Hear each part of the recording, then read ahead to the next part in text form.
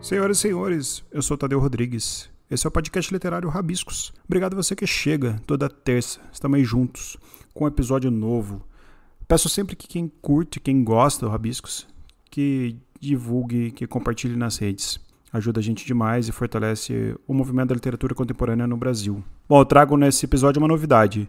Todo começo de episódio nós vamos ter o Momento Flip, que é o Festival Literário de Paraty, e a gente vai trazer alguma notinha exclusiva com algum nome confirmado por festival.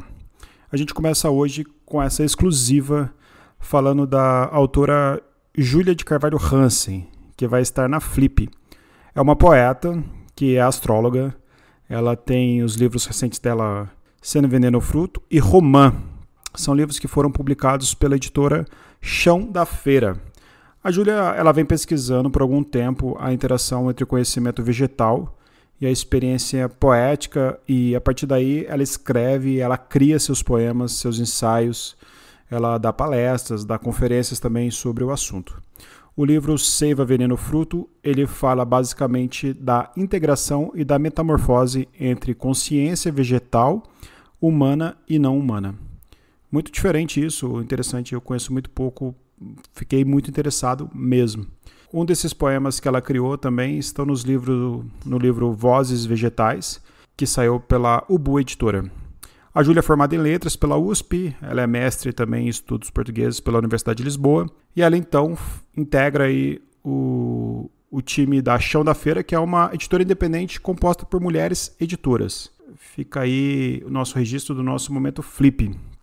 Lembrando o pessoal que ainda está no ar o nosso Clube de Conto Contemporâneo da Editora Reformatória. Quem quiser participar é só mandar um e-mail, podcastrabiscos@gmail.com, ou chamar no direct, que a gente manda o conto do mês, e na última segunda a gente fala com o autor do conto. E encontra o clube para falar e é muito legal. É isso. Então quem quiser pode mandar para o Rabiscos, e-mail para o Rabiscos, ou pode mandar também e-mail direto para o clube cccr@reformatório.com.br. Bom, vamos ao que interessa, falar sobre o nosso convidado de hoje, Antônio Cherchenesky. Foi um papo muito legal. A gente falou sobre o seu livro Tristeza Infinita, e ele escreve aí a história de um jovem médico francês, psiquiatra, Nicolas, que vem aí lidando com choques pós-traumáticos de guerra. Se passa aí no pós-guerra, então, a história na Segunda Guerra. O que o Cherchenesky entrega chega a ser facilmente brincável com o próprio título de Tristeza Infinita, porque é uma ficção que nos faz ter certeza que aquilo aconteceu. Ainda que pelos apelos da não obrigatoriedade da verossimilhança na arte, o Cherchenesky consegue nos envolver dentro do seu conceito ficcional, das suas angústias também reais. Eu lembro da Clarice, que ela falou que a alegria dela vinha da mais profunda tristeza, e que a tristeza então seria uma alegria falhada. Eu acho que esse pensamento da Clarice comunica um pouco com a obra do Cherchenesky. Talvez se a filosofia pessimista fosse mais poética, sofreríamos mesmo. Menos, não mesmo. Mas pode ser bobagem isso também. Acho que a gente não teria um Schopenhauer Lispector. Acho que não funcionaria, na verdade. Bom, o papo aqui não é óbvio, como vocês sabem, e muito menos com o Cherchenesky, porque o Antônio Cherchenesky não é um escritor óbvio. Ainda que a gente repouse numa rotina pormenorizada, mas não há descanso. No livro dele não há descanso. No livro todo a gente caminha até a perna doer, até os ossos estalarem, entregando a idade. No meu caso, é exatamente a mesma do Cherchenesky, somos de 84, então a gente se reconhece também por isso, como se fosse, sei lá, dois brasileiros se encontrando em Tóquio. O papo foi bem legal. Espero que vocês gostem, espero que vocês curtam. Quero agradecer os curadores dos Rabiscos, Alisson Estevão, que dá uma força danada com os roteiros, com as leituras, com a organização dos nomes. Minha querida amada Lua Ferreira, que também me ajuda demais com as divulgações, com os encontros, com as seleções. É isso, vamos ao papo, espero que curtam. Antônio Cherchenesky, obrigado, cara, por estar aqui comigo no Rabiscos. Obrigado mesmo. Não, o prazer é totalmente meu.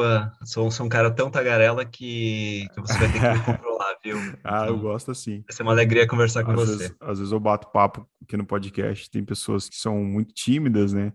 Esses dias não, um tempo atrás eu fui entrevistar uma menina que é super ativa nas redes, nos saraus, assim. Aí fui entrevistar ela aqui, ela é toda tímida, assim, falava cheio de vergonha. Achei tão engraçado isso. É Nossa, eu sou o engraçado. oposto, eu sou tímido nas redes e tagarela quando possível. É engraçado isso, porque a gente tem algumas percepções diferentes, né? Tanto com as redes quanto com a literatura, né? Quem trabalha com arte, assim, a gente nunca. Hoje a gente consegue experimentar mais, né? Como que é o autor por trás das obras, assim. Você gosta disso? Você faz uso disso, assim? Você consegue chegar nas pessoas que você admira e tal? É, eu sou bastante ambivalente em relação a tudo que envolve redes sociais, na verdade. Claro, eu adoro seguir as artistas que eu admiro, etc. Mas sempre tem uma desconfiança de que a pessoa do outro lado tá atuando, né? Que não é 100% sincero na imagem que oferece de si mesmo, ou si mesmo. Bom, eu sofro muito com isso, porque, não sei, se 5 pessoas me adicionam, eu penso, meu Deus, elas estão esperando algo de mim, elas estão esperando que eu produza conteúdo, que eu diga coisas relevantes, e às vezes tudo que eu quero é colocar uma foto do meu gato, para mostrar que meu gato é lindo, ou que Do meu seu filho é filho? lindo. Meu filho é lindo demais, se alguém discordar, essa pessoa está errada, mas nem sempre tem algo interessante para dizer sobre literatura, vida, universo e tudo mais, né? E parece que tem essa pressão, assim, muito grande, especialmente enfim, claro, a minha geração de escritores, etc., que parece que a gente tem que produzir conteúdo. É. Não basta escrever um livro. Que já é muito, né? E você consome literatura de internet, assim, pessoal? Porque tem muita gente hoje que escreve único e exclusivamente na internet, assim. Você consome, você costuma ler blogs, Não. Medium? Não. Nossa, não. Aí eu acho que tem um gap de geração muito grande, assim. Tipo, eu sei que tem. Bom, vou fazer 37 agora. Eu sei que, vamos lá, pessoas mais jovens do que eu consomem muito Wattpad e coisas que, Uhum. para mim, você nota que você tá ficando tiozão quando você nunca abriu um TikTok, nunca, não sabe nem como funciona várias ferramentas não, eu realmente não consumo. Eu sou um cara muito moda antiga, Eu me assim. Se é para eu ler identifico um com livro, eu você. vou, eu vou ler o livro offline, Eu sou mais mesmo velho que que seja você. digital. Ah, Eu sou de 28 de fevereiro de 84. Você é de 84, então, também, porque Eu sou de 84, sou de olha, dezembro de 84, olha olha só, só. somos do mesmo ano, eu te entendo, eu concordo contigo, assim. E essa necessidade, às vezes, confunde até quem está criando ou quem está querendo expor alguma coisa, né? Porque quando a gente consome a literatura com essa finalidade de reproduzir algo, talvez, de ter que essa obrigação, talvez você tenha um déficit, né, de qualidade ou até mesmo de expressão, mas eu sempre que eu falo sobre isso, eu me sinto meio tiozão também, porque o público do Rabiscos é um público jovem. Não só, tem um público mais velho também, mas é um público jovem, um pessoal que gosta muito de ler, que é muito antenado com essas coisas. E várias vezes Mas que eu os, estou os jovens discutindo vão isso, salvar, você não acha, Tadeu? Eu, bom, eu eu fico acho. olhando, da real, bom, enfim, eu dou muita oficina e, de modo geral, os meus alunos são mais jovens do que eu. Eu acho que eles são tão mais inteligentes e maduros do que eu era quando eu tinha a idade deles. Completamente. Escrevem, tem gente escrevendo pro Escreve caramba, bem assim, cara. demais. Eu fico É. até com raiva de gente jovem escrevendo tão bem assim. E elas já leram tudo, e já tem opiniões formadas sobre tudo. E eu falei, caramba, eu Mas a queria. nossa época não tinha esse contato, assim, não era igual, Não, né, não cara? A gente com tinha. 15, 16 anos, o que que a gente tinha? Não, eu ia na loja de disco ficar colocando aqueles É, fones para ouvir um trechinho, para isso, decidir se valia a pena investir naquele CD. isso. Eu esperava chegar meu aniversário para pedir um CD, que era caro, né? Então, tipo, Com uma coisa certeza. assim. Hoje em dia você abre ali, você tem tudo, né? O cara que toca também chega em todo lugar. Cara, esse dia eu tava lendo, eu tava ouvindo um podcast e remeteu algumas coisas do seu livro. Eu gostei Uhum. muito do Tristeza Infinita, bastante mesmo. Eu achei um livro muito bom. Tem uma carga dramática que eu gosto muito, que eu me identifico também. Os meus textos também são um pouco dramáticos e eu gosto disso. E sai daquela coisa do personagem também unidimensional, né? O personagem rotulado, eu acho isso bem legal. E eu estava vendo um podcast falando que estão usando hoje na Europa, principalmente, uma droga que pode ser revolucionária a título neurológico, que é fazer o tratamento de estresse pós-traumático, principalmente com veteranos de guerra, com drogas alucinógenas. Eu li sobre isso recentemente. Cara, eu achei isso Uhum. fantástico, assim, na hora que eu assisti, eu estava terminando o livro, E eu fiz o link, assim, né? O que que te seduziu nisso, cara? O que que te levou a falar disso, assim? Por que que você quis falar disso? Bom, vários motivos. Começar pelo motivo pessoal, né? Eu frequento consultórios psiquiátricos há muitos, muitos anos, eu diria até décadas, algumas décadas. Na verdade, eu acho não, tá claro, a gente está vivendo uma epidemia de doenças mentais. E muitas pessoas perguntam, tem tanta pessoa deprimida ou ansiosa no Brasil? Ou é porque estão dando diagnóstico para qualquer pessoa e agora qualquer tristeza vira depressão? Tem essa visão também, né? Mas eu acho que não, as pessoas estão passando por uma crise muito grande, e aí que tá, o que que provoca a depressão, a ansiedade, etc. A gente sabe que há questões biológicas de desequilíbrio químico, mas será que todas as pessoas têm menos serotonina chegando no cérebro? A gente sabe que os remédios funcionam, a gente sabe que os remédios funcionam, ajudam, mas o que que tem para além disso, né? Será que tem algo filosófico, político, existencial? E é claro, eu não sou um médico, eu não sou um pesquisador. Enfim, de vez em quando eu posso me definir como escritor ou, abre aspas, artista. Mas o que que eu posso fazer? Eu posso fazer perguntas sobre isso e usar o poder da narrativa para refletir sobre essas questões através da linguagem, através da literatura. Então, eu criei um cenário numa Tristeza Infinita, que é um cenário muito distante do Brasil dos dias de hoje, e, no entanto, qualquer leitor um pouco mais antenado vai conseguir traçar várias relações entre aquela Suíça do pós-guerra e a nossa situação atual. E eu acho, enfim, eu sempre fui fascinado também por essa questão, porque é muito diferente tratar o fígado e tratar o cérebro, né? Até pouco tempo atrás, na verdade, até pouco tempo atrás, não, hoje, se você for olhar aqueles estudos médicos sobre antidepressivos, etc., não se compreende 100% do funcionamento, do mecanismo de ação dos remédios. Como é que uma tristeza vai ser curada por um medicamento, né? É tudo muito misterioso. Cadê a separação entre corpo e mente? E essa questão aí ainda vai nos atormentar por muito, muito tempo. Claro, a não ser que, sei lá, surja um grande gênio da neurociência que vai explicar tudo. Mas, por enquanto, cadê a separação, né? Por que que um choque na cabeça pode curar alguém? Eletrochoque funciona, mas ninguém sabe até hoje como Por funciona. quê, né? Por quê? Por quê? E, na verdade, isso me intriga demais como ser humano. E eu pensei que escrever esse livro seria a minha maneira de investigar isso. Na verdade, quando eu começo a escrever um livro, não é para eu dizer algo, é para eu me jogar numa investigação que talvez só me leve a mais perguntas, mas talvez me leve a um refinamento das perguntas que dá para se fazer a respeito de condições humanas que me interessam. Dentro do que você falou aí, você comentou que o leitor mais atento pode perceber naquele cenário da Suíça pós-guerra é, algumas similaridades com o Brasil, né? O Brasil não chegou a viver de fato uma guerra mundial, mas vive várias guerras, né? Várias guerras, Uhum, várias perdas, né? Um país emergente, um país subdesenvolvido.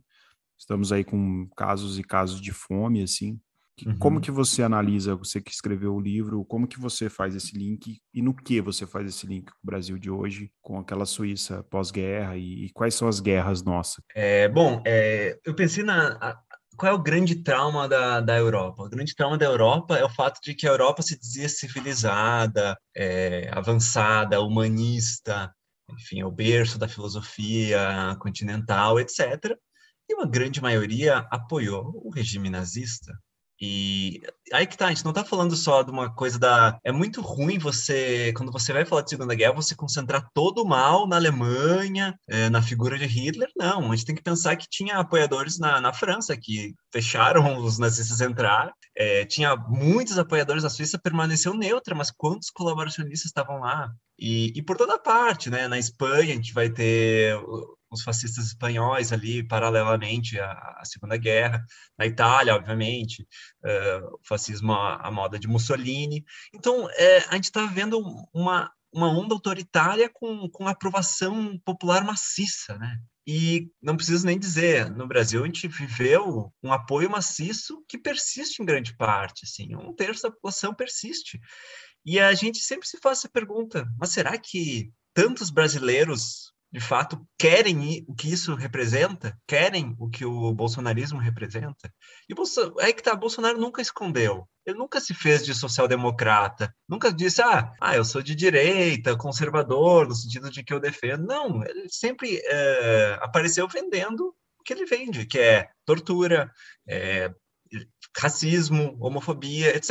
Ele tá vendendo todos esses produtos e tem quem compre. E agora que a gente sabe disso, que a gente convive com essas pessoas, que quando a gente vai na padaria, a gente não sabe se a pessoa que está nos fazendo o pão na chapa apoia isso, parece que tem uma ruptura de um pacto, assim, de humanidade. E isso por si só é traumático, né? Então, eu quis falar de um cenário muito distante da Suíça do pós-guerra, para falar de um Brasil também pós-Bolsonaro, que um dia Bolsonaro vai acabar. O bolsonarismo vai persistir, mas o Bolsonaro espera-se que um dia deixe o poder. E como é que a gente reconstrói isso, né? Parece que muitas ilusões foram partidas e eu acho que o brasileiro teve uma experiência de vida, claro, guardadas devidíssimas proporções, mas muitos marcadores fascistas, né? Eu costumo definir como criptofascista, né? Porque é claro que a gente não está vivendo um fascismo stricto sensu, mas a gente está vivendo um governo que defende ideais fascistas e que eles estão espalhados. Mas o Brasil tem suas peculiaridades. A Suíça é um país riquíssimo, enquanto o Brasil, a gente tem insegurança alimentar que só aumenta, e miséria que só aumenta, e um cenário extremamente desolador. E o nosso genocídio é de outra forma, mas também o nosso genocídio, assim como o genocídio nazista é um genocídio racializado. Claro, no nazismo tinha um plano concreto, vamos eliminar judeus, ciganos, homossexuais. Mas o Brasil também talvez não esteja por escrito quem são os alvos. Mas quando a gente vai olhar quem é a maioria dos que morrem numa invasão numa favela, numa invasão policial na favela, quem é a maioria que morre nos hospitais sem oxigênio, essas pessoas, elas têm classe social e elas têm uma etnia muito bem definida. Então, as mortes no Brasil também são racializadas. E a gente convive com pessoas que, de certo modo, não vou dizer, elas suportam e apoiam um governo que permite isso. E isso gera uma tristeza muito, muito grande, né? E a gente não pode ignorar fatores sociopolíticos, culturais, quando a gente vai falar de depressão e de ansiedade. Como você vai dizer, nossa, sou plenamente feliz e tranquilo no Brasil de 2021? Como? Que futuro você se enxerga? Porque parece que a gente teve um cancelamento do futuro, assim, o Brasil, aquele Brasil que vinha uma esperança para o Brasil, nossa, o Brasil está crescendo, o Brasil é um país emergente, a ideia de país emergente para o Brasil, a gente está afundando na miséria. Desculpa, Tadeu, eu entrei numa e falei demais. A tristeza infinita, não, eu gosto de ir por esse caminho, tristeza infinita que a gente está vivendo, né? Fazendo um link do que você falou, falando do homem médio, assim, você falou muito bem colocado, né, que todo lugar tinha apoiador nazista, fascista. A Ana Arendt faz um estudo belíssimo sobre isso. E nós temos uma personagem crucial no Tristeza Infinita, que é a Ana, né? Que a Ana muitas vezes é a gente, né? Se perguntando por que você está enfiando nisso, por que você quer vir para cá, sabe? A Ana é aquela consciência, talvez, do Nicolau, que enfrenta ele em alguns momentos. Ela é uma personagem forte também. E nós temos o paralelo com o Brasil que está acontecendo, o homem médio, o homem que é um contador, que está trabalhando, mas que no seu ciclo ele alimenta isso, ou que lava as mãos para isso e tal. Como que você vê, Chochenevsky, a ideia do homem médio perante o enfrentamento artístico, o ser culto, que nós temos uma Europa culta, né, de tradição artística, de pintura, de teatro. Como que você faz esse paralelo com o Brasil, assim? Eu gostei disso que você falou, trazendo para os dias de hoje. Como que você vê o homem médio, a arte e todos esses movimentos? Você que traduz também muitas obras e tal. Bom, a gente tem que...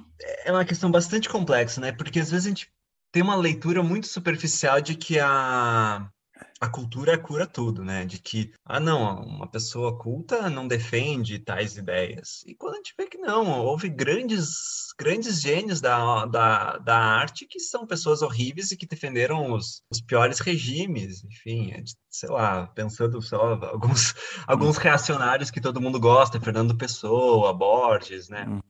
Mas não se trata disso. Então, não é como se a cultura tivesse um poder mágico por si só, assim, de curar, de educar, assim, como se humanizar, etc. Não, eu acho que sim, a arte pode ter um poder libertador, a arte pode ter um poder de desenvolver empatia, mas ela também não faz milagres, e as questões são muito mais complexas e nuançadas do que isso. Eu acho que o meu livro toma muito cuidado para não dar a impressão de que se você assistir às obras certas, ver as pinturas certas, você vai ser automaticamente uma pessoa antifascista. Não.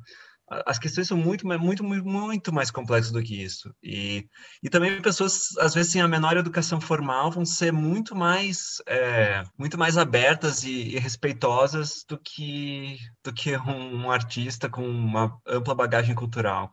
Então, eu acho que a questão é muito mais de desenvolver um pensamento crítico. Essa é a grande virada, assim. Ser capaz de refletir criticamente e empaticamente, né? Eu gostei muito do que... Saiu uma matéria sobre meu livro no Valor, e eu gostei muito do que a pessoa disse. Eu acho que a pessoa entendeu meu livro melhor do que eu. É, e isso acontece com alguma frequência, assim, de que se tem uma saída não é necessariamente pelo caminho da razão. Não é estudar ciência, estudar literatura vai tornar o Brasil, vai curar o Brasil do ideário fascista. Não. Talvez seja pelo meio do afeto também. E então é um pensamento crítico afetivo, eu acho. Porque se a gente for ver, tipo, há grandes eruditos que apoiaram, que deram todo um verniz intelectual para os regimes fascistas ao longo do tempo. Enfim, pode ser o imperialismo do século XIX, não estou falando só do fascismo propriamente dito. A gente pode pensar o imperialismo do século XIX, pode retroceder, vai ter sempre grandes intelectuais dando o ok para o autoritarismo. Então, como sair disso? O que a gente faz diante disso? Na verdade, o meu livro, ele coloca o que a gente faz diante disso. E agora? O que a gente faz além de sentir tristeza? Porque a tristeza já está dada. O que a gente faz para a tristeza não ser infinita? Tristeza infinita não seria algo como que Sartre pintou, talvez, na Náusea, ou aquela felicidade infinita que não existe, uma busca, viver não estaria na busca e a busca não seria reconhecer essa tristeza infinita em qualquer dos cenários, assim? É boa essa sua pergunta.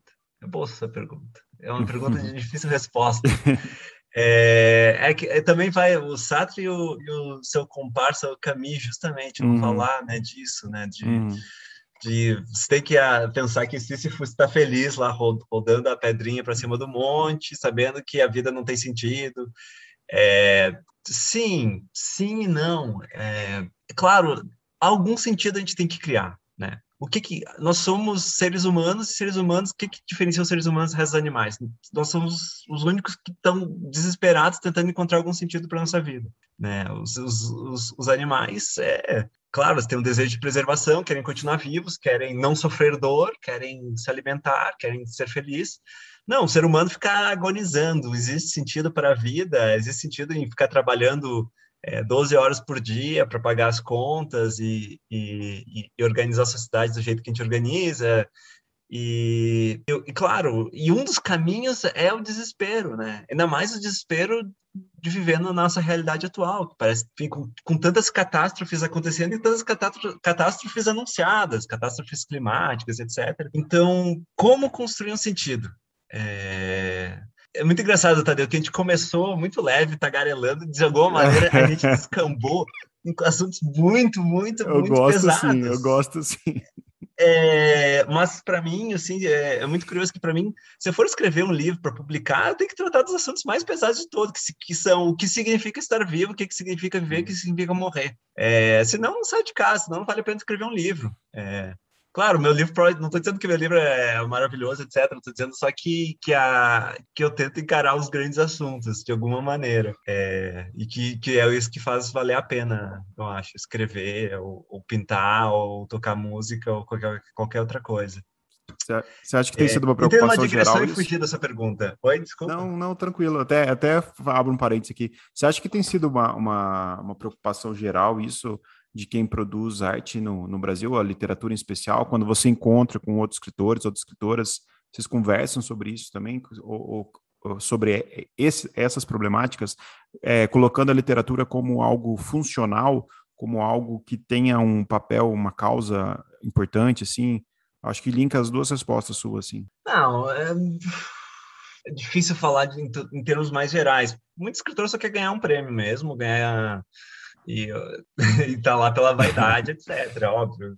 Em toda a história, ao longo dos tempos, sempre tem essas pessoas. Mas eu Sim. acho que havia uma leveza maior na literatura que foi se perdendo. Eu, quando comecei a escrever, meu primeiro livro, Areia nos Dentes, meu objetivo era muito brincar com linguagem, fazer jogos entre alta e baixa cultura, tratar de faroeste com zumbis e usar isso para brincar para testar os limites da linguagem, etc. É uma espécie de leveza que eu não sinto mais em mim e que eu não sinto mais nos meus colegas escritores, escritoras. Eu sinto que está todo mundo repensando muito, assim, pensando o que vale a pena escrever, o que vale a pena ser dito. Isso é Eu acho bom? que isso é ótimo. Eu acho que a literatura brasileira está num momento excelente, assim. Eu tenho lido cada coisa boa. Eu li recentemente, foi meu colega de mestrado, o Jefferson Tenório, O Avesso da Pele. Fiquei fascinado com o potencial daquele livro, assim, de o uso que... Não sei se você lê esse livro, Eu fica a tenho ele, mas ainda não recomendação. li. Ele tá Fica a aqui comigo. recomendação, porque ele tem um recurso muito interessante que ele é em segunda pessoa. Quase nenhum livro é Olha em só, segunda pessoa, né? Ele verdade. usa o você, e de certo modo, ele coloca você naquela situação, que não é a minha situação, como um homem branco privilegiado, e é muito interessante, assim. Ele é um livro que realmente tem um efeito de despertar empatia e afetos e pensamento crítico, justamente aquilo que eu estava falando, que é muito poderoso. E eu tenho muita sorte de estar no Brasil na época que um artista como o Jefferson Tenório está produzindo literatura. Então, eu sinto que a gente está vivendo assim, uma ótima fase Eu de recebi esse livro, eu literatura. acho que foi do Clube de Literatura Contemporânea da Literatame, da Tami e do Humberto. Eu acho que eles que me mandaram até. Ah, que legal, não estava É, sabendo, não, eu acho mas que sim, eu vou confirmar depois, mas eu tenho ele. Alguém me fica mandou. a recomendação intensa minha para a leitura desse livro, viu? Legal. E eu tenho recebido, porque como o Rabiscos é um podcast de literatura contemporânea, eu recebo muitos livros, né? Tem um pessoal que me ajuda a ler e tal. E de fato, cara, tem tido umas coisas assim, muito boas mesmo. Tem umas coisas que têm tocado a gente, assim, de um jeito bem diferente, assim, umas coisas. Tem muita coisa ruim também, né? Mas você tem minha idade, você lembra como era há 10 anos atrás? Não era assim, Total, vai. nem a Não pau, nem era, a tinha altos pau, e nem a baixos pau. regulares. Não, agora parece que eu não consigo dar conta. Parece que É, sai mais livros é. excelentes no Brasil do que eu consigo É. tempo para ler esses Aí você livros. encontra o pessoal fala, cara, você tem que ler esse livro, você tem que ler esse livro. Eu falei, porra. E quando a gente era mais novo ainda, né, 16, 17 anos, a gente tinha um número reduzidíssimo, né? Chega na livraria, você lê clássico praticamente, né? Eu só lia, desculpa, com É, 16 anos eu lia Tolkien e Harry Potter. Então, cara, a gente focava numa literatura, cara, claro, é menor, mas ao mesmo tempo, hoje a gente Não, consegue não é, conversar não com é, todo não, mundo, né? não. Hoje a gente consegue Sim, eu falar com não todo quero, não mundo. quero também fazer um julgamento de valor em relação a Tolkien e Harry Potter, mas, As pessoas me mas meus xingam muito interesses eram nesse outros. podcast, muito, Xerxenest, muito. Tem campanhas nesse podcast, porque eu nunca li Harry Potter, e as pessoas me criticam muito porque eu nunca li Harry Potter. Olha, eu adorava, claro, é impossível defender a Tem pessoa muitos J.K. Rowling, fãs mas aqui. eu acho Prisioneiro de Azkaban um excelente livro. Um dia talvez eu leia. Um dia, quem Acho que sabe. também já passou a fase da Acho que Del. eu Não, perdi mas o segue a time. bola. Acho Perdeu que o eu perdi o time. time. Quem sabe quando eu tiver um filho. Falando em filho, É. tornar o episódio mais leve aqui. Você tá com um filho pequeno de 1 ano e meio. O que mudou Uhum. sua percepção como escritor, no seu processo de trabalho? quando se tem um filho em casa? O que que é diferente nisso? Bom, muda muito o processo criativo, que agora parece que eu não tenho tempo para nada, né? Como eu falei para você no começo, antes de começar a gravar, eu tive que vir na casa da minha sogra para ela ficar com meu filho para poder gravar um podcast, porque não há um segundo de tranquilidade, mas cara, eu não sei descrever, assim, filho é muito alegria da vida, assim, recomendo demais procriar. Você Não, consegue brincadeira. ler? Você consegue ler, escrever? Como Quando tá ele isso? dorme, eu leio. Quando ele dorme, eu leio. Não, de fato, não. Precisa reorganizar toda a sua vida. Você não vai ter mais um segundo sozinho. Às vezes eu tomo um banho mais demorado, porque é só no banho que eu vou ter um espaço livre para pensar. Mas ele dá muito. Difícil, eu quero que tá, não quero soar Romântico. proselitista. É romântico, proselitista, mas ele dá muito sentido, assim, para a vida, assim, porque eu sempre fui uma pessoa extremamente pessimista e apocalíptica em relação ao Brasil, o mundo, o universo e tudo mais. Você tem um filho, você tem que pensar, não, caramba, eu tenho que lutar para fazer o Brasil tolerável para meu filho. O pessoal, enfim, o Brasil tem que melhorar. O meu filho tem que crescer, eu quero que ele tenha mais oportunidades. Em meu lugar, eu quero que ele seja uma pessoa melhor do que eu fui, porque eu cometi erros nessa minha vida, eu não quero que meu filho cometa os mesmos erros que eu.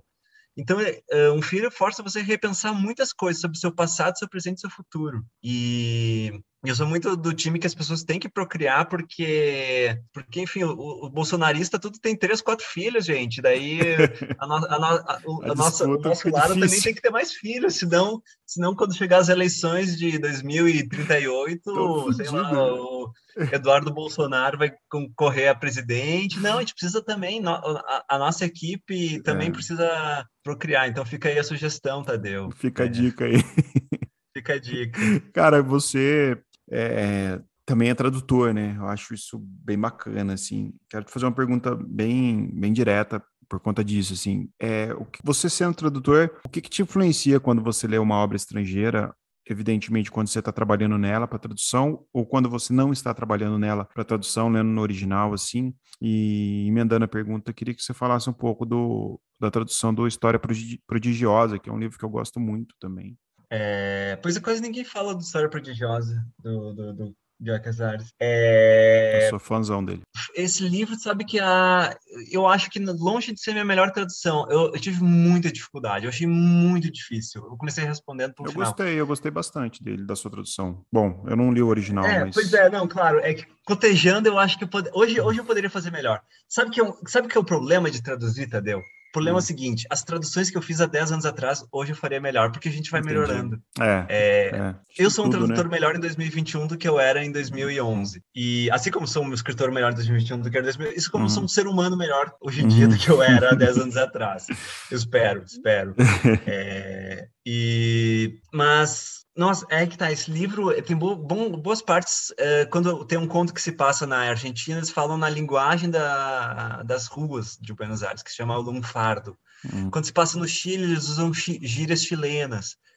Isso é uma dor de cabeça para Entendi. traduzir. E na época eu não tinha o conhecimento necessário. Hoje em dia eu estudei mais isso, eu sou capaz de traduzir. Mas, tentando fazer uma ponte sobre ser tradutor, eu nunca escolhi um livro que eu traduzi. Sempre tipo, Foi me foi demandado. imposto o livro. Fui demandado, né? Porque a gente tem que pagar as contas. Hoje em dia eu quase não traduzo, porque não, o preço o valor que pagam os tradutores não subiu e o preço de tudo no Brasil subiu radicalmente, né? O meu aluguel subiu 30%, o Uhum. valor da lauda não subiu 30%. Uhum. Mas eu separo muitas coisas na minha cabeça, sabe? Quando eu traduzo, eu não sou muito influenciado pelo que eu estou traduzindo, não. Eu acho um trabalho muito interessante de tradutor, mas eu mantenho isso muito à parte da minha carreira como escritor. Você Eu não consegue deixo fazer isso me isso. influenciar tanto. Legal, interessante isso, porque eu falei um dia com um ghostwriter, e que ele era tradutor também. Ele deu uma resposta justamente aqui no Rabiscos mesmo. Ele deu uma resposta, acho que foi aqui no Rabiscos, ou foi em alguma mesa. Ao contrário, assim, ele falou que a luta dele de não ler as coisas como. Ele falou: eu parei de ler por prazer. Era esse que era o ponto. Ele não conseguia fazer essa distinção, assim. E eu falei: nossa, que triste ouvir isso, né? Falei para ele. Ele falou: não, mas eu tô tratando isso até em terapia. porque a literatura passou a ser uma vilã para mim e passou a não ter esse impacto para mim. Eu falei, deve ser muito triste, porque ele, como ghostwriter, também pegava alguns livros que ele não. Algumas pessoas que ele não tinha nenhuma empatia, não tinha empatia pela história, e, enfim, ele precisava pagar suas Eu já contas e fui tal. ghostwriter também, Tadeu, e eu não faceria de novo. Eu fui quando eu tava com dívidas. Você já foi? Pensando em, Ele também, esse pensando rapaz em também. retrospecto, por que que eu fui ghostwriter? Porque eu tava com dívidas. Mas hoje em Deve dia ser delicado, né? Eu eu admiro saldei pra minhas caramba. Tem dívidas. gente que gosta, né? A Jana Não é, Aguiar. não é a pior coisa do mundo, mas pela primeira vez na minha vida, bom, como eu falei, tô com quase 37, pela primeira vez na minha vida eu tô só trabalhando com coisa que eu gosto. Ah, Tô que editando ótimo. Que livros, bacana, cara. enfim, tô só trabalhando com coisa que Coisa eu que você gosto. gosta. Foi difícil. Por muito tempo eu fiz trabalhos que eu odiei. Uhum. E deixa eu ter um pouquinho de paz.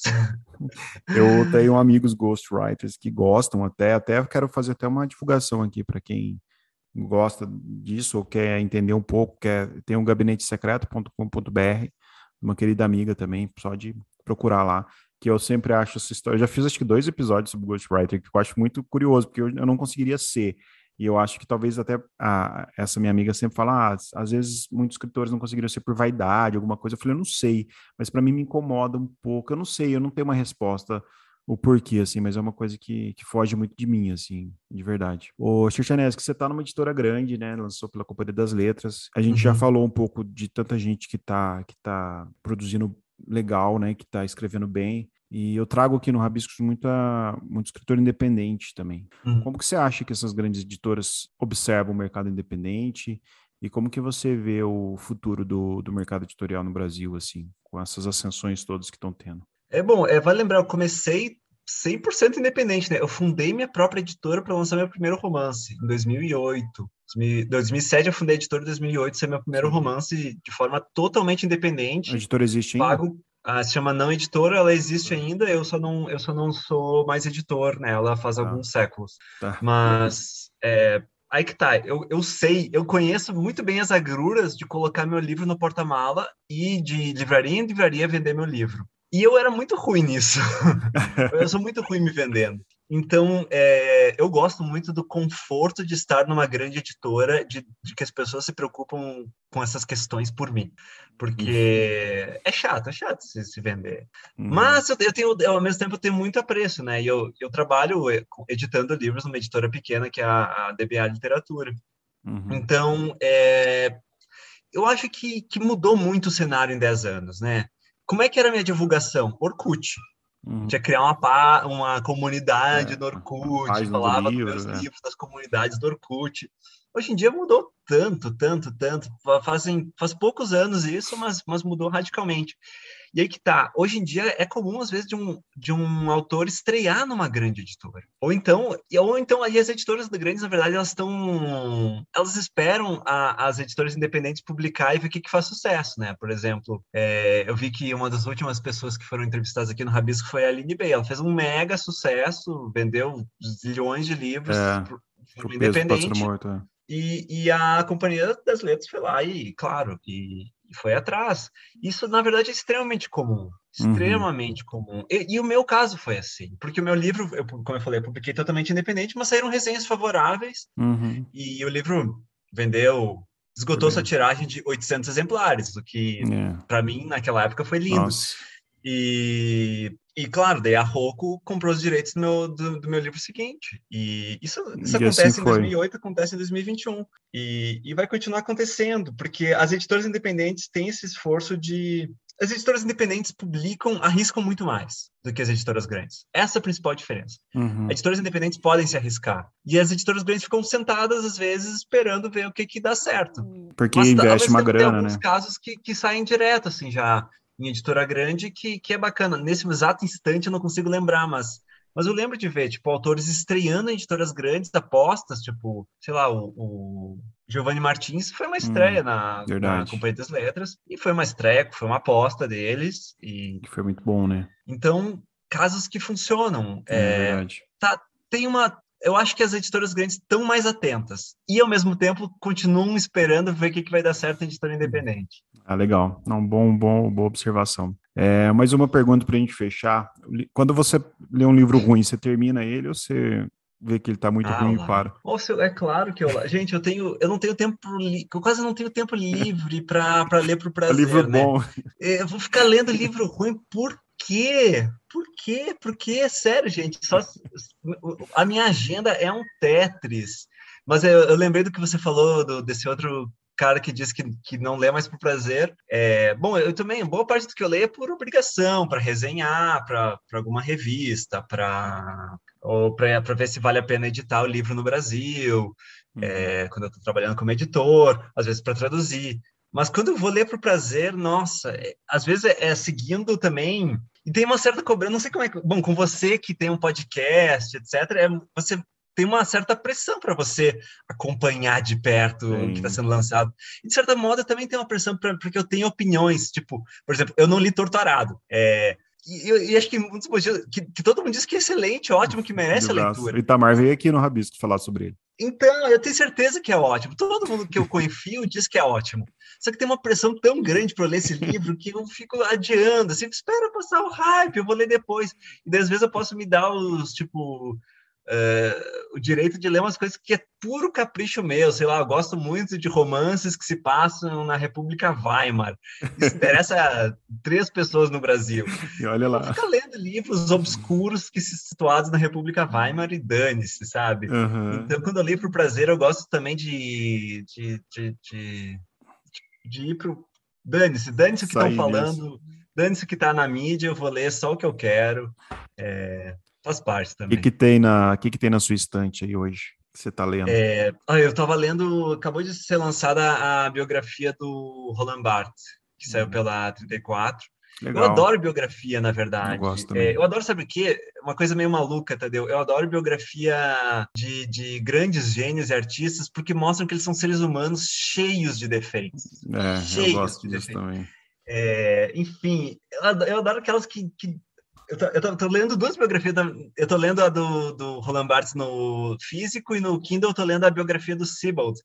E essa biografia do Sebald tá dando uma polêmica, porque descobriram que ele é um mentiroso. Um mentiroso.